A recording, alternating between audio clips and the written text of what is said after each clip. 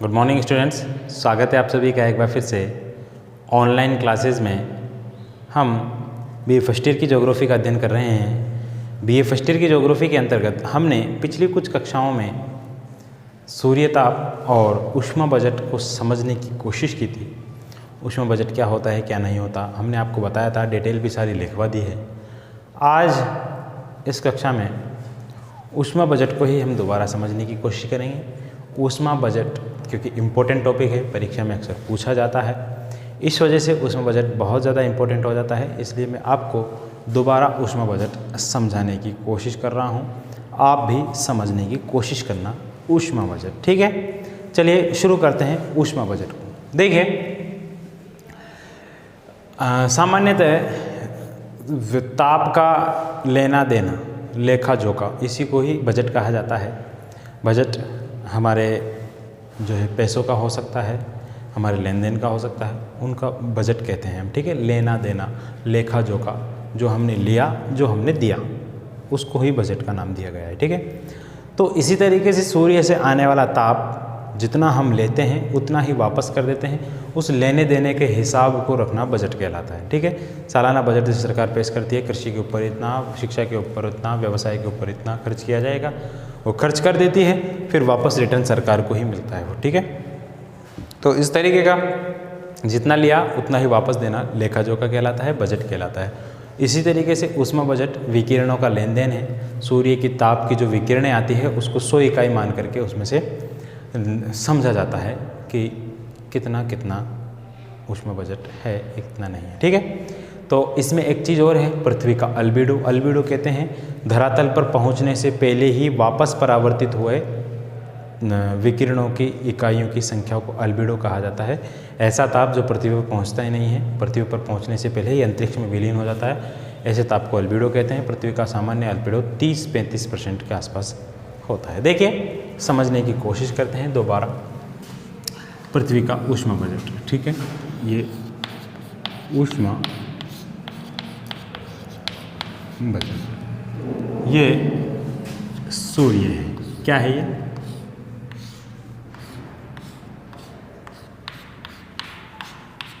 ठीक है, ये क्या है? सूर्य। इन सूर्य से जितना भी तापमान हमको प्राप्त हो रहा है उसको क्या मान लेंगे हम? 100 इकाई। क्या मानेंगे? 100 इकाई तापमान सूर्य से मान लीजिए हमको प्राप्त होता है, ठीक है। 100 इकाई में से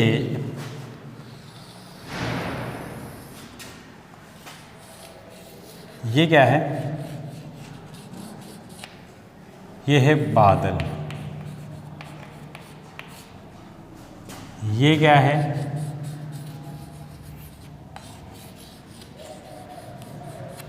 ये है वायुमंडल, ठीक है। और ये क्या है? हिमाच्छादित क्षेत्र,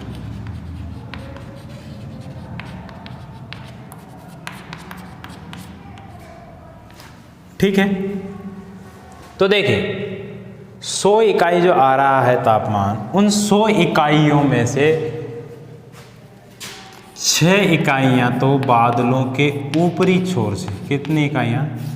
6 इकाइयाँ बादलों के ऊपरी छोर पर आती है, 27 इकाइयाँ वायुमंडल के ऊपरी छोर पर आती है, और 2 इकाइयाँ यहाँ पर आती है पृथ्वी के हिमाच्छादित क्षेत्र के ऊपर, यहाँ आती है। अब चूंकि बादल चमकीले होते हैं, बर्फ़ होती है इसमें, सूर्य के प्रकाश से चमकते हैं। बर्फ़ को रख के देखिए, बर्फ़ चिल्का मारेगी, चमकती है। वायुमंडल का ऊपरी छोर भी जलवाष्प, धूल के कणों से बना होता है, कई सारी आयनीकृत उसमें तत्व होते हैं, इस वजह से वो भी चमकीला होता है। और ये हिमाच्छादित भाग है तो इसमें भी बर्फ़ है, ये भी चमकीला होता है, ठीक है। तो ये तीनों चीज़ें क्या होती है? चमकीली होती है। इस वजह से सूर्य का जितना तापमान आता है इनके ऊपर, इसमें 6 इकाई आती है, इसमें 21, 27 और इसमें 2, ये इतनी इकाइयों को वापस क्या कर देते हैं? परावर्तन। क्या कर देते हैं बोलो? परावर्तन। इसमें 6 आई है, इसमें कितनी आई है? इसमें 27 आई है, और इसमें कितनी आई है? 2 इकाइयाँ।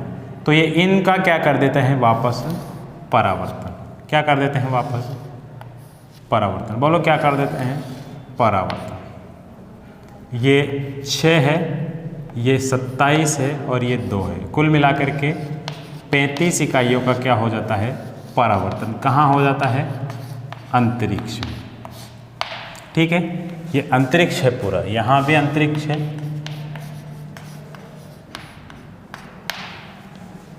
यहाँ भी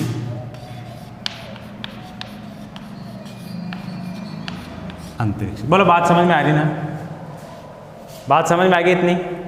सूर्य से तापमान प्राप्त हुआ, 27 इकाइयाँ तो वायुमंडल द्वारा लौटा दी गई वापस, 2 इकाइयाँ हिमाच्छादित पृथ्वी के हिमाच्छादित भागों द्वारा वापस लौटा दी गई, 6 इकाइयाँ बादलों के ऊपरी छोर से वापस लौटा दी गई। इस तरीके से कुल मिलाकर के 35 इकाइयाँ पृथ्वी पर पहुँचने से पहले ही अंतरिक्ष में लौटा दी गई। इस 35 को ही क्या कहते हैं? पृथ्वी का अल्बीडो। क्या कहते हैं इसको?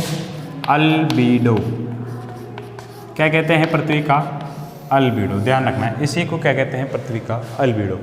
अब कितनी बची गुरुजी? अब बची है 100 में से 35 गई तो कितनी बची? जोड़ के बताइए मुझे। अब बची है कितनी? अब बची है 65 इकाइयाँ। 100 माइनस 35 बराबर 65। अब हमको 65 का हिसाब देना है कि 65 इकाइयाँ कहाँ गई। अब देखिए, ये 65 इकाइयाँ आने की कोशिश करती है धरातल पर, ठीक है, लेकिन ये धरातल पर आने से पहले ही 35 में से 14 इकाइयों को कौन रख लेता है? वायुमंडल। कितनी इकाइयों को रख लिया? 14 इकाइयों को वायुमंडल ऑब्जर्व कर लेता है, ठीक है। ये 27 को तो निकाल दिया इसने, आते ही वापस परावर्तित रिफ्लेक्ट हो गया तो, लेकिन 14 को क्या कर लिया इसने? अवशोषित कर लिया, ऑब्जर्व कर लिया इसने। 14 इकाइयाँ लेकर के रख लेता है ये कौन? वायुमंडल। अब 65 में से कितनी ले ली इसने? 14। बची कितनी गुरुजी? 51। हिसाब देख लीजिएगा इधर, ठीक है। अब 51 का हिसाब देना है अपन को। लेके रख लिया इसने, अंतरिक्ष में पहुंचा ही नहीं अभी तक, तो इसने केवल लेके रखी है, ठीक है। अब इसके बाद कितनी बचेगी? इसके बाद बचेगी 51 इकाइयाँ, और वो 51 इकाइयाँ कहाँ पहुँचती है? धरातल पर। कितनी पहुँचती है बोलो? 51 इकाइयाँ कहाँ पहुँची है? धरातल पर। ये 51 पहुँची है और इधर ये 14 गई इसमें, ठीक है। 51 इकाइयाँ पृथ्वी के धरातल पर पहुँचती है और पृथ्वी उसको ऑब्जर्व कर लेती है। बोलो समझ में आ रही है? 51 इकाइयाँ पृथ्वी के धरातल पर पहुँचती है, 51 इकाइयों को पृथ्वी क्या कर लेती है? ऑब्जर्व कर लेती है, रोक के रख लेती है अपने पास, ठीक है। रोक के रख लेती है तो फिर क्या होता है? देखिए, 51 इकाइयों को अपने पास रोक करके रख लेती है, अवशोषित कर लेती है। तो 51 इकाइयों में से फिर अवशोषित करने के बाद पृथ्वी क्या करती है? 17 इकाइयों को वापस किधर परावर्तित कर देती है? डायरेक्ट किधर? 17 इकाइयों को, तीर के चिन्हों को ध्यान देना आप, 17 इकाइयों को क्या कर देती है? परावर्तित कर देती है। कहाँ कर दिया है? अंतरिक्ष में। तो 17 का हिसाब भी हो गया। जानी कहाँ चाहिए? अंतरिक्ष। आ रही कहाँ से? अंतरिक्ष से आ रही है, सूर्य से आ रही है, तो वापस अंतरिक्ष में विलीन हो जाती है। 35 तो पहले हो गई थी, 17 पृथ्वी ने कर दी डायरेक्टली बगैर किसी से पूछे हुए। तो 17 ये गई और 35 वो गई। कितनी गई टोटल में? 17 प्लस 35 बराबर 60 नहीं 52। कितनी हुई? 52 इकाइयाँ चली गई अंतरिक्ष में। अब बची कितनी है? 52 गई तो बची है 48। 48 बची है ना। तो 48 में देखिए, यहाँ पर से 51 आई थी, 51 में 17 गई, तो पृथ्वी के पास कितनी बच रही है अभी तक? 34 ही बची ना। 51 आई थी, 51 में से 17 ऊपर गई, 17 में 51 में 17 गई तो बची कितनी पृथ्वी के पास? 34 इकाइयों का पृथ्वी परावर्तन कर देती है। किसके पास? वायुमंडल को। वायुमंडल के पास 14 तो पहले से है और 34 और हो जाती है। कितनी हो गई बोलो? 14 प्लस 34 बराबर वायुमंडल के पास कितनी हो गई? 48 इकाइयाँ। कितनी हो गई? 48। और वायुमंडल क्या कर देता है? इन 48 इकाइयों का भी परावर्तन कर देता है। कहाँ कर देता है? अंतरिक्ष में। इस तरीके से 52 तो पहले हो गई थी और 48 बाद में हो जाती है। इस तरीके से पूरी 100 इकाइयाँ जो पृथ्वी पर आती है उनका परावर्तन कर दिया जाता है। इसी को पृथ्वी का क्या कहते हैं? ऊष्मा बजट कहा जाता है। यानी कि जितना लिया था उतना ही वापस पहुंचा दिया जाता है। इसी को पृथ्वी का ऊष्मा बजट कहा जाता है। बात समझ में आ गई होगी आपके। पहले इसको लिख लीजिए उतार लीजिए, मैं स्क्रीनशॉट लेने के लिए नहीं कह रहा, आप उतार लीजिए इसको, ठीक है, आप उतार लीजिए। तब तक मैं इसको आपको दोबारा समझाऊंगा, पहले आप इसको उतार लीजिए, बना लीजिए ऐसे कैसे ही।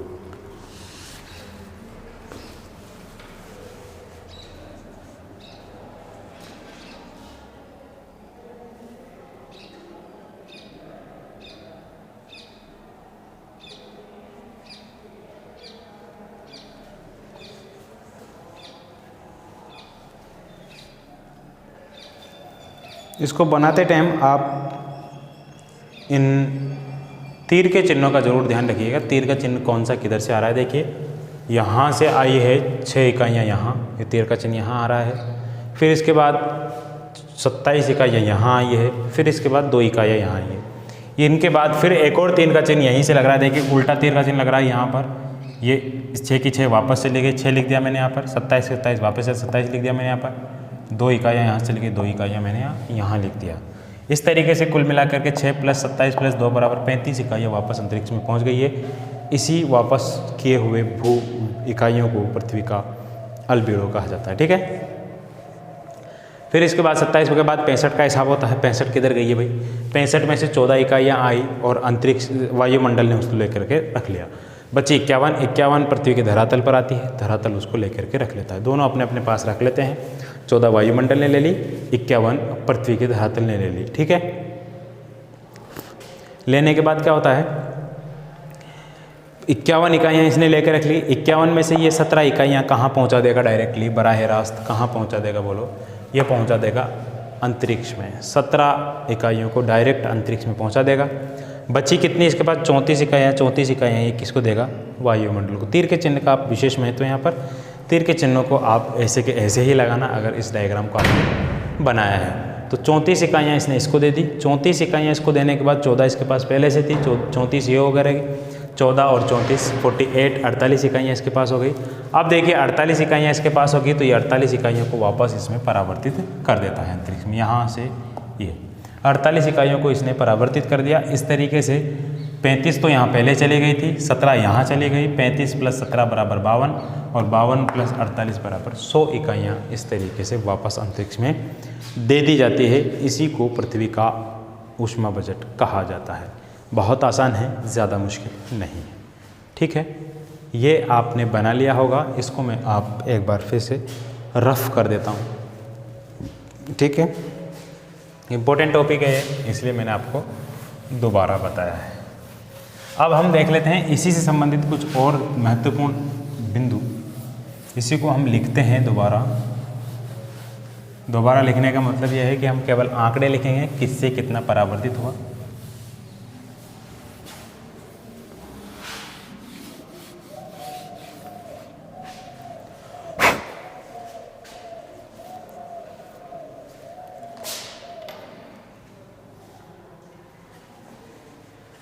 देखिए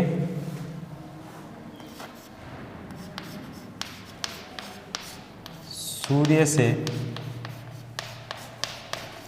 प्राप्त कुल ऊष्मा 100 इकाई। ठीक है, कितनी? 100 इकाई। फिर उसके बाद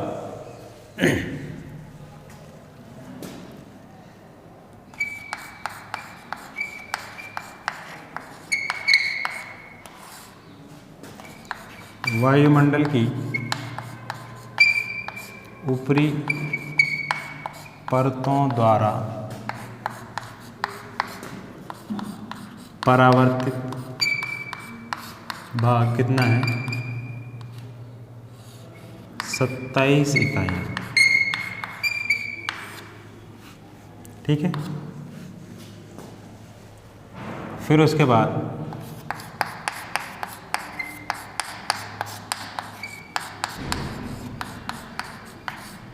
बादलों के ऊपरी छोर से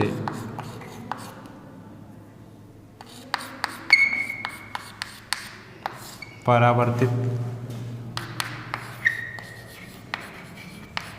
6 इकाइयाँ। फिर उसके बाद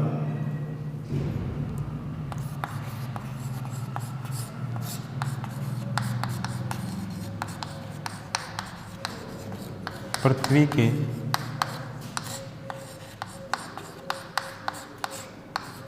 हिमाच्छादित भागों से परावर्तित 2 इकाइयाँ। कुछ किताबों में आपको आंकड़े अलग भी मिल सकते हैं, लेकिन आपको ये समझ में आ गया है, यही सही है। ठीक है, आंकड़े कुछ किताबों में आपको अलग मिल सकते हैं, आपको ये समझ में आ गया अच्छी तरीके तो यही सही है। ठीक है, मैं भी किसी किताब के माध्यम से आपको बता रहा हूँ, मेरे तो कोई आंकड़े हैं नहीं है। ठीक है, अधिकतर किताबों में ऐसा ही है जैसे मैं आपको बताने की कोशिश कर रहा हूँ।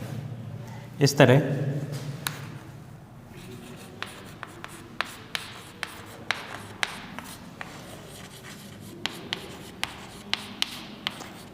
धरातल पर पहुँचने से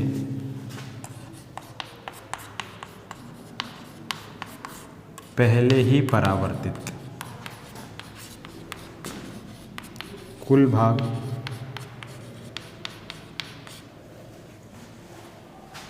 कितना? 27 + 6 + 2 = 35। यही पृथ्वी का क्या है?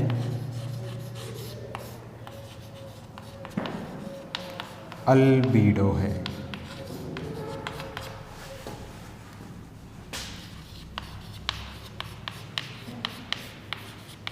यही क्या कहलाता है? पृथ्वी का अल्बीडो कहलाता है। लिख लीजिए, उतार लीजिए इसको भी।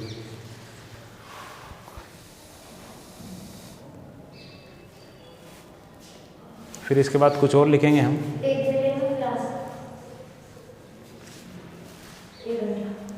10-20 मिनट और।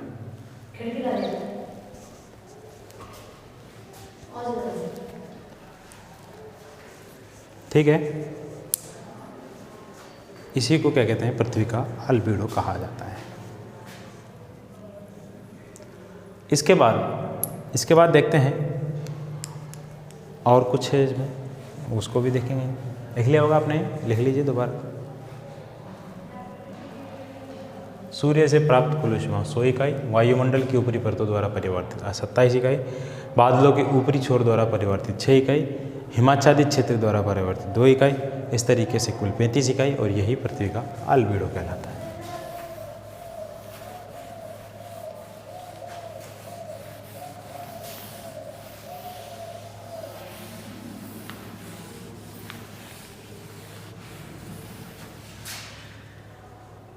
चलिए इसके बाद देखते हैं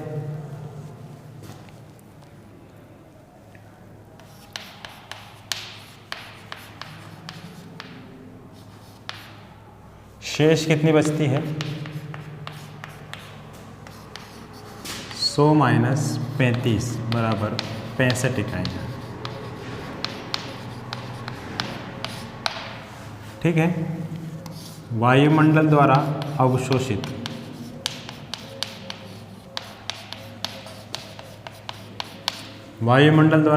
कितनी है बोलो, 14 इकाई।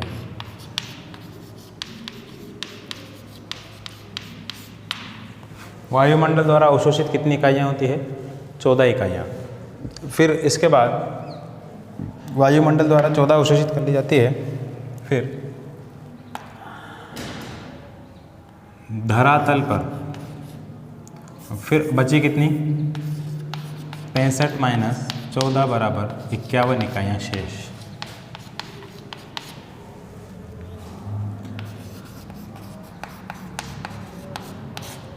धरातल द्वारा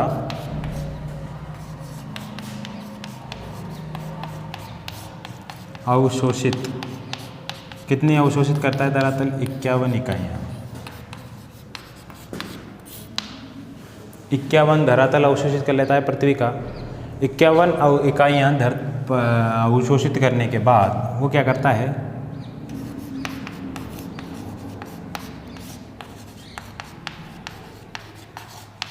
सीधे अंतरिक्ष में पार्थिव विकिरण द्वारा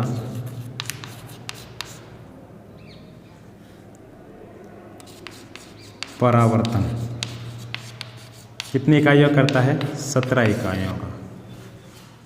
ठीक है, अब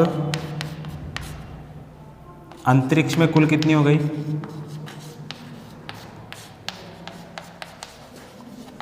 कुल परावर्तित कितनी है, पहले कितनी थी 35, अब कितनी हो गई 35 + 17 बराबर 52।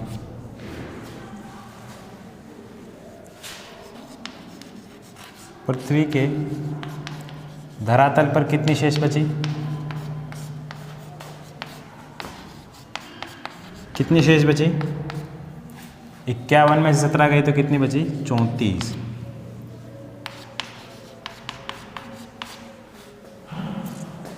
ठीक है, और पृथ्वी द्वारा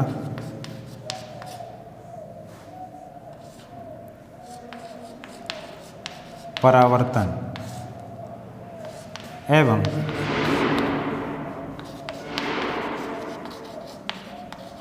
वायुमंडल द्वारा अवशोषण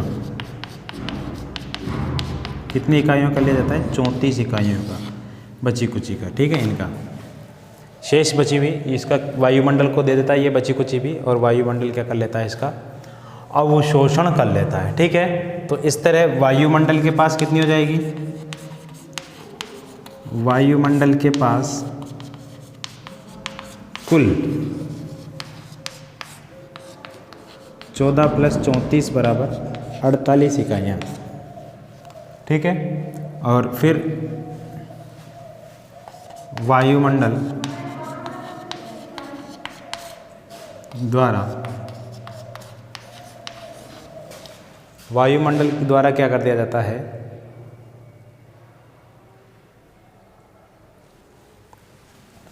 48 इकाइयों का अंतरिक्ष में क्या कर दिया जाता है, परावर्तन। तो कुल अंतरिक्ष में कितनी हो जाती है,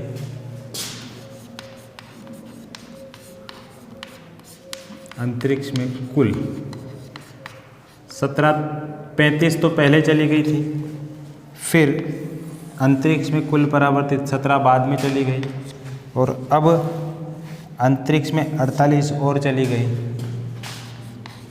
तो कितनी हो गई, 5 और 7 13, 5 और 7 12, 12 और 8 20 की 0, 3 और 1 4, 4 और 4 8, 8 और 2 10, 100 इकाइयाँ अंतरिक्ष में चली गई।